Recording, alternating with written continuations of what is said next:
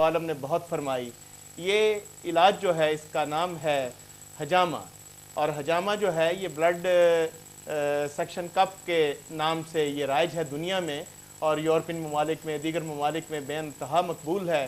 دیکھیے ورثہ ہمارا ہے اور ہم اس سے استفادہ حاصل نہیں کر پا رہے.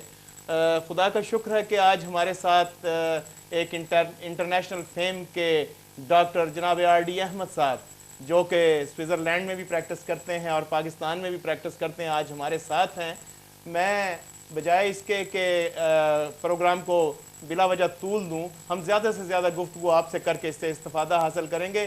لیکن ناظرین اکرام، میری ایک گزارش سن لیجئے، یہ وہ پروگرام ہے جس کے لیے کوئی میڈیکل ایکسپرٹ چاہیے جو اس کو کرے، اور انڈر 18 بچے اگر اس وقت آپ کے ساتھ ہیں تو برائے مہربانی آپ ان کو ساتھ نہ بٹھائیں.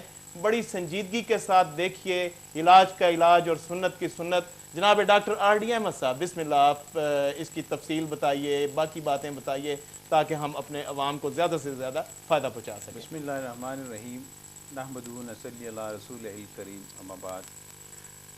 ناظرین کرام السلام علیکم ورحمۃ اللہ.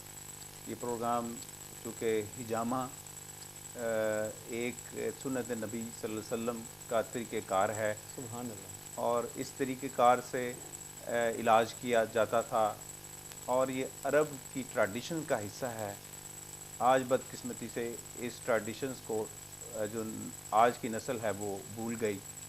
ہمارے ہاں تو شاید یہ پہلی مرتبہ ہی جو میرے علم جی کے ہاں، مطابق میں نے بھی بہت پروگرام کیے ہیں. میں پورے یقین کے ساتھ، یقین واثق کے ساتھ کہہ سکتا ہوں کہ پاکستان میں اس سے پہلے اس عنوان سے آج تک میں نے پروگرام دیکھا ہی نہیں ہے. جی بالکل. اس میں سوئٹزرلینڈ میں نے اس کی ٹریننگ لی. وہاں پہ ایک ٹیونس کے عرب عبدالحمید صاحب ہیں جن سے میں نے اس کی ٹریننگ لی، اور انہوں نے مجھے جب اس کا مجھے شوق کس طرح پیدا ہوا ان سے یہ ٹریننگ لینے کا، انہوں نے حدیث نبی صلی اللہ علیہ وسلم سے مجھے بڑی تفصیل سے اس کا بتایا.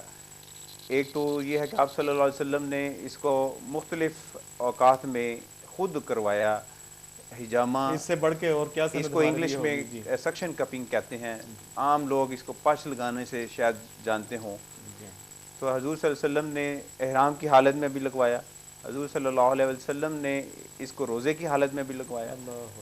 حدیث نبی صلی اللہ علیہ وسلم ہے کہ آپ نے فرمایا 3 چیزوں میں شفا ہے. ایک حجامہ کا جو انسٹرومنٹ ہے، اوزار، جی حدیث کا مفہوم ہے. دوسری چیز شہد کے متعلق فیہ فرمایا. شفاۃ للناس. جی. تیسری چیز جو ہے آگ سے داغنے کو، لیکن ساتھ ہی منع فرما دیا کہ میں اپنی امت کو اس سے منع کرتا ہوں. تو 2 چیزیں رہ گئیں اس حدیث کے مطابق جن میں شفا کا اور ایک شہد. اسی طرح ایک اور حدیث ابو ہریرہ رضی اللہ تعالیٰ عنہ سے منسوب ہے، بہت فرمایا، مستند ہے. اور یہ مسلم بخاری کی حدیث ہے. اس میں فرمایا کہ جس نے، اور یہ مسنون بھی ہے، فرمایا مفہوم حدیث کا یہ ہے کہ جس نے 13 مرتبہ، 17 مرتبہ یا 21 مرتبہ حجامہ لگوایا، وہ اس نے بہت ساری بیماریوں سے تعداد جو شفا حاصل کی. ہے جس طرح ایک کا لفظ ہے، طاق میں ہی بیان کی گئی ہے اس کی افادیت. جی بالکل. سبحان اللہ. ابن عباس رضی اللہ تعالیٰ عنہ سے جو حدیث منسوب ہے اس میں بھی اسی طرح تعداد کا بھی فرمایا، اور تاکید فرمایا کہ یہ مسنون ہے. اس کا مطلب ہر مسلمان کو یہ مسنون سمجھ کے زندگی میں اتنی مرتبہ ضرور کروانا چاہیے تاکہ وہ بہت ساری بیماریوں سے بچ جائے. تو اسی طرح ایک ترمذی کی حدیث ہے جو کہ بہت مستند حدیث ہے، جس کے مطابق نبی پاک صلی اللہ علیہ وسلم جب معراج پہ تشریف لے گئے تو ہر آسمان پہ فرشتوں نے جو فرشتوں کا گروہ تھا، اس میں فرمایا، گزارش کی، یا رسول اللہ اپنی امت کو تاکید کیجئے کہ وہ حجامہ سیکھیں. سبحان اللہ. دوسرے آسمان پہ آئے تو پھر فرمایا کہ حجامہ سیکھیے. اسی طرح 7واں آسمان پہ فرشتوں نے حجامہ کے متعلق جو ہے آپ صلی اللہ علیہ وسلم سے گزارش کی کہ اپنی امت کو تاکید کیجئے کہ حجامہ کرے. یہ اس کی اہمیت ان ساری احادیث سے واضح ہو جاتی ہے. یہ کس قدر اہم طریقہ علاج ہے جس کو آج اگنور کر دیا گیا.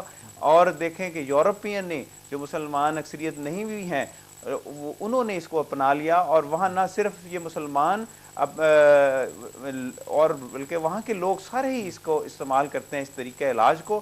اور یہاں تک کہ وہاں کی انشورنس جو ہے وہ اس کو پے کرتی ہے جو اس کا طریقہ یعنی علاج کرتا ہے، گورنمنٹ جو ہے وہ بھی پے کرتی وہ ہے. پے کرتی ہے اس طریقہ علاج کو اگر ڈاکٹر جو ہے وہ ریکگنائز ہو. جی جی تو یہ ہے کہ اس طریقہ علاج کو انہوں نے آج اپنا لیا اور ہمیں تو معلوم ہی نہیں.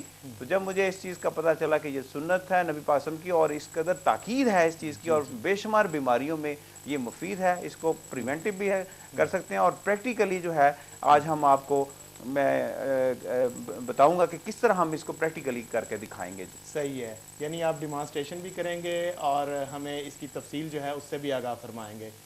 بہت بڑی بات ہے ڈاکٹر صاحب، آج آپ ہمیں ایک ایسے طریقہ علاج کی طرف لے کے جا رہے ہیں جو نہ صرف سنت رسول جو ہے اس کی بجاوری کی تلقین کرتا ہے، بلکہ اس سنت کو پورا کرنے سے جو افادی پہلو آج جو ہمارا ورثہ ہے دنیا اس سے فائدہ اٹھا رہی ہے اور ہم اس سے محروم ہیں.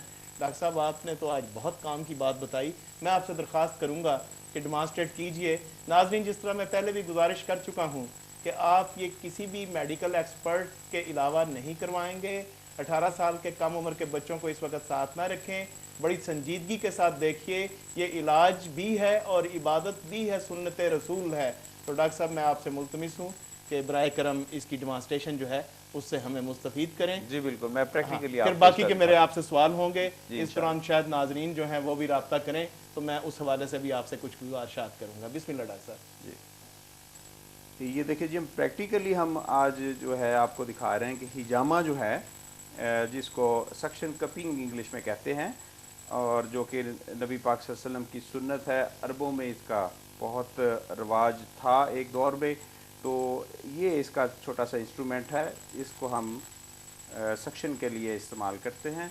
اور اب یہ جو ہم اس کو پیشنٹ کو آپ نے یہاں پہ اس کے دو میجر نشانات ہوتے ہیں جو کہ ایک رائٹ اور لیفٹ پہ عموماً لگایا جاتا ہے. اس کو آپ نے پہلے اس میں تھوڑا سا سک کر کے اس پہ نشان لگا لی. اس کے بعد جو ہے اس نے اس کو اتار دیا جائے گا. یہ نشان لگا دیا گیا ہے. اسی طرح جو دوسری سائڈ پہ بھی ایک ہم اسی طرح ایک نشان لگائیں گے. اس کو بھی ہم نے ایسے پمپ کیا اور اس کا نشان لگایا، ایسے رکھ دیا.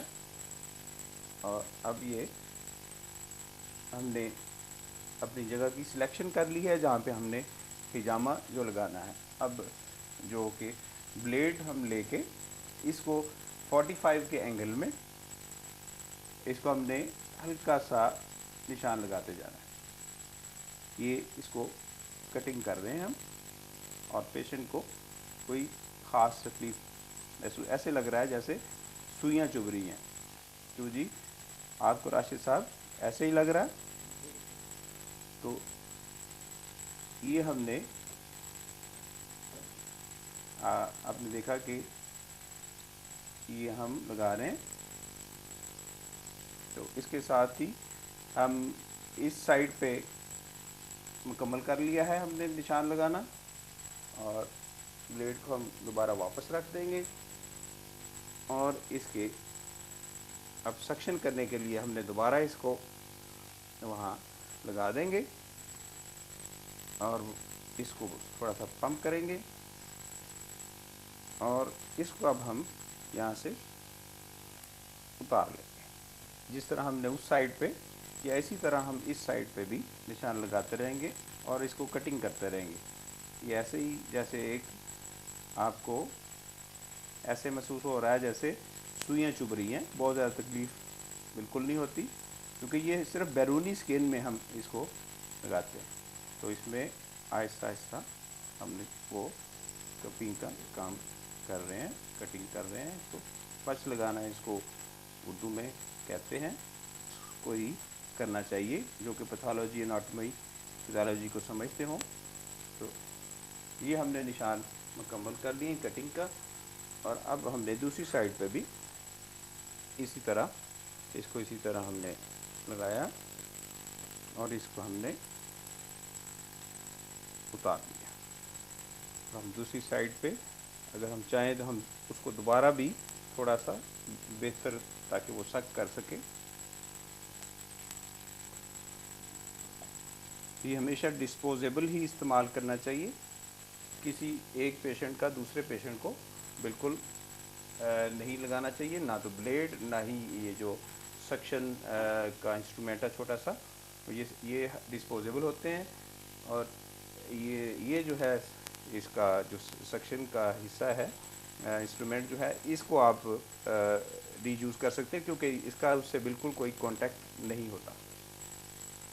تو اس کو ہم کچھ دیر کے لیے ایسے چھوڑ دیں گے تاکہ یہ آہستہ آہستہ اس کی سکشن جو ہے وہ کرتا رہے، اور جو بلڈ ہے وہ والا بلڈ جو کہ بلڈ کیپریز کے اندر ہوتا ہے، یہ وینز والا نہیں ہے، بلڈ کیپریز کے اندر جو ٹاکسین والا بلڈ ہوتا ہے وہ اس طرح یہ جو ہے سکن کے ذریعے یہ باہر آتا ہے، جو مختلف بیماریوں کا سبب بنتا ہے، سکن ڈیزیز کے علاوہ مختلف جو مطلب بلڈ میں ٹاکسین شامل ہوتی ہے اس کو یہ ٹاکسینز کو نکالنے کے لیے یہ ایک میتھڈ جو ہے وہ ہجامہ کا استعمال کرتے ہیں۔